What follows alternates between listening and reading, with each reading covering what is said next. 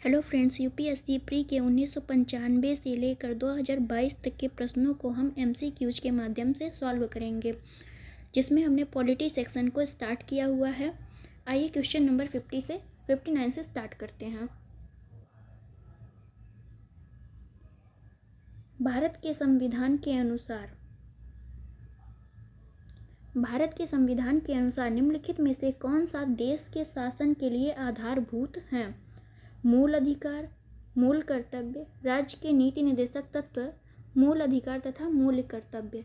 इसका आंसर हो जाएगा सी, राज्य के नीति निर्देशक तत्व।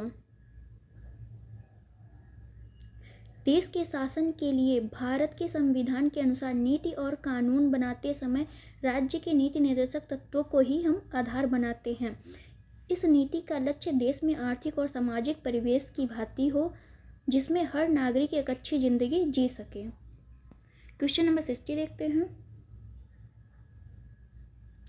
निम्नलिखित कथनों पर विचार कीजिए। भारत के संविधान में संशोधन केवल लोकसभा में एक विधेयक की पुनर्स्थापना के द्वारा ही प्रारंभ किया जा सकता है।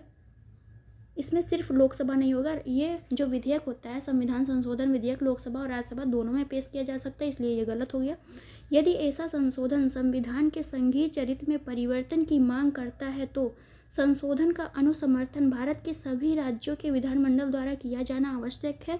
अगर संघीय चरित्र में परिवर्तन होता है तो भारत के सभी राज्यों का नहीं, आधे राज्यों का समर्थन होना जरूरी है, इसलिए दोनों ही गलत हैं। इसका आंसर हो जाएगा डी, न तो एक सही है न ही दो सही है। क्वेश्चन नंबर 61 हम देखते हैं फ्रेंड्स। निम्नलिखित में से किस निकाय या किन निकायों का संविधान में उल्लेख नहीं है? राष्ट्रीय विकास परिषद, योजना आयोग, क्षेत्रीय परिषदें। इसका आंसर है डी, 1, 2, 3 तीनों का ही उल्लेख संविधान में नहीं किया गया है। क्वेश्चन नंबर 62 पे चलते हैं।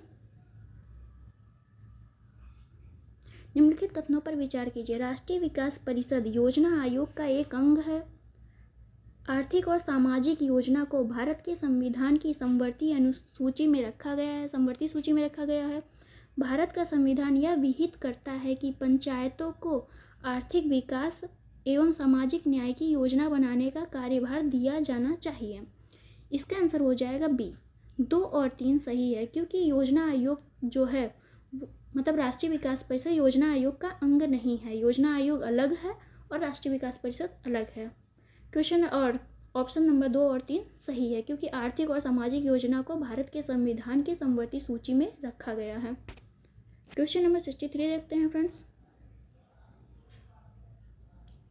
भारत के संविधान के उद्देश्यों में से एक के रूप में आर्थिक न्याय का किसमें उपबंध किया गया है? उद्देशिका और मूल अधिकार में, उद्देशिका और राज्य के नीति निर्देशक तत्वों में, मूल अधिकार और राज्य के नीति निर्देशक तत्व में, उपयुक्त में से किसी में नहीं। तो इसका आंसर हो जाएगा बी, उद्देशिका और डीपीएसपी में आर्थिक न्याय की बात की गई है। क्वेश्चन नंबर 64 देखते हैं फ्रेंड्स।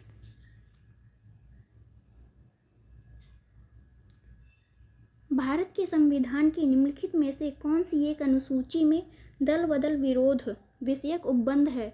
दूसरी अनुसूची, 8वीं अनुसूची, 5वीं अनुसूची, 10वीं अनुसूची। इसका आंसर हो जाएगा डी, 10वीं अनुसूची में जो है दल बदल विरोध जो विषयक अधिनियम है वो लाया गया था 92 संविधान संशोधन अधिनियम 1985 के द्वारा। 8वीं अनुसूची में भाषा है, 5वीं अनुसूची में विशेष जनजाति मतलब SC ST के लिए उपबंध है।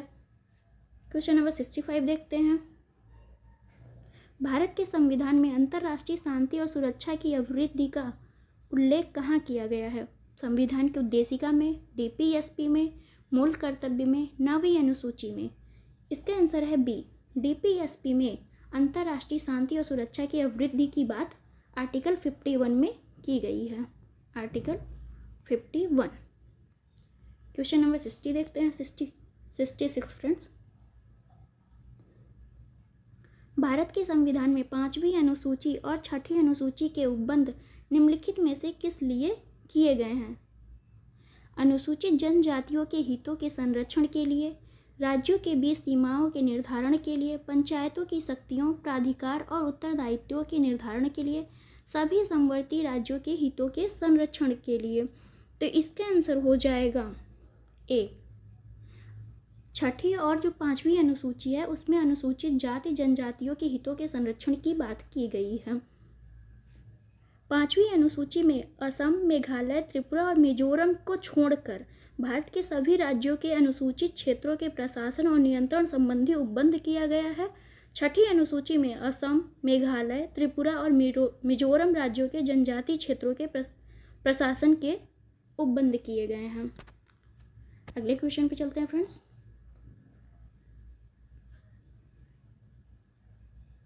क्वेश्चन नंबर 67 है, निम्नलिखित में से कौन भारत के संविधान का अभिरक्षक या कस्टेडियन है? भारत का राष्ट्रपति, भारत का प्रधानमंत्री, लोकसभा सचिवालय, भारत का उच्चतम न्यायालय।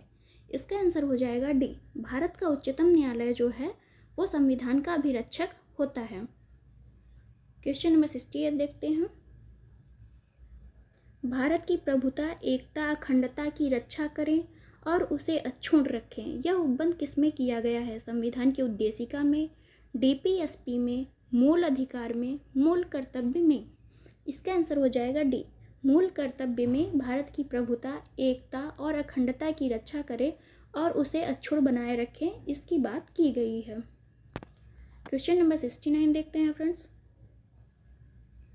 संविधान के कल्याणकारी राज्य का आदर्श किसमें प्रतिस्थापित किया गया है?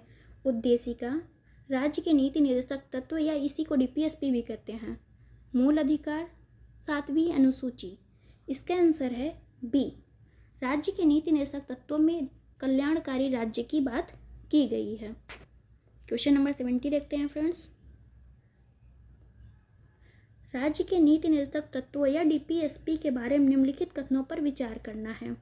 ये तत्व देश के सामाजिक, आर्थिक, लोकतंत्र की व्याख्या करते हैं। इन तत्वों में अंतर्विष्ट उपबंध किसी न्यायालय द्वारा परिवर्तनीय या इन्फोर्सिबल नहीं है। यहाँ पे फ्रेंड्स देखना नहीं है, यानी जो है डीपीएसपी को लागू कराने के लिए हम उच्चतम न्यायालय नहीं जा सकते हैं। तो ये दोनों ही कथन सही हैं, इसलिए इसका आंसर हो जाएगा सी। 1 और 2 दोनों। क्वेश्चन नंबर 71 देखते हैं फ्रेंड्स। राष्ट्रहित में भारत की संसद राज्य सूची के किसी भी विषय पर विविध यानी विधि शक्ति प्राप्त कर लेती है यदि इसके लिए एक संकल्प लोकसभा द्वारा अपनी संपूर्ण सदस्यता के साधारण बहुमत से पारित कर लिया जाए, लोकसभा द्वारा अपनी संपूर्ण सदस्य संख्या के कम से कम 2/3 बहुमत से पारित कर लिया जाए, राज्यसभा द्वारा अपनी संपूर्ण सदस्यता के साधारण बहुमत से पारित किया जाए, राज्यसभा द्वारा अपने उपस्थित एवं मत देने वाले सदस्यों के कम से कम 2/3 बहुमत से पारित कर दिया जाए। तो इसके आंसर है डी। अगर राज्यसभा उपस्थित एवं मत देने वाले सदस्यों के कम से कम 2/3 बहुमत से कोई विधेयक पारित करती है तो उस पर संसद जो है विधि बना सकती है। क्वेश्चन नंबर 72 देखते हैं फ्रेंड्स। निम्नलिखित उद्देश्यों में से कौन सा एक भारत के संविधान की उद्देशिका में सन्निविष्ट नहीं है? विचार की स्वतंत्रता, आर्थिक स्वतंत्रता, अभिव्यक्ति की स्वतंत्रता, विश्वास की स्वतंत्रता। इसका आंसर है बी। आर्थिक स्वतंत्रता की बात उद्देशिका में नहीं की गई है। उद्देशिका में क्या कहा गया है? विचार, अभिव्यक्ति, विश्वास, धर्म और उपासना की स्वतंत्रता की बात की गई है, न कि आर्थिक स्वतंत्रता की। क्वेश्चन नंबर 73 देखते हैं। भारत के संविधान के निर्माताओं का मत निम्नलिखित में से किसमें प्रतिबिंबित होता है? उद्देशिका, मूल अधिकार, राज्य के नीति निर्देशक तत्व, मूल कर्तव्य। इसका आंसर आप लोग भी दीजिए फ्रेंड्स। इसका आंसर हो जाएगा बी। सॉरी फ्रेंड्स, इसका आंसर हो जाएगा ए। संविधान के निर्माताओं का मत निम्नलिखित में से किसमें प्रतिबिंबित होता है? तो इसका आंसर हो जाएगा ए। उद्देशिका में प्रतिबिंबित होता है। क्वेश्चन नंबर 74 देखते हैं। भारत के संविधान में शोषण के विरुद्ध अधिकार निम्नलिखित में से कौन से परिकल्पित हैं? मानव देह व्यापार और बंधुआ मजदूरी या बेगारी का निषेध, अस्पृश्यता का उन्मूलन, अल्पसंख्यकों के हितों की सुरक्षा, कारखाने और खदानों में बच्चों के नियोजन का निषेध। इसका आंसर हो जाएगा सी।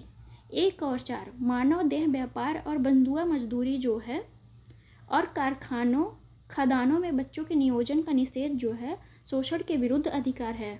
अस्पृश्यता का मूल्य जो उन्मूलन है वो समानता के अधिकार में है, इसलिए इसका आंसर सी हो जाएगा। Thank you for watching friends, मिलते हैं नेक्स्ट वीडियो में।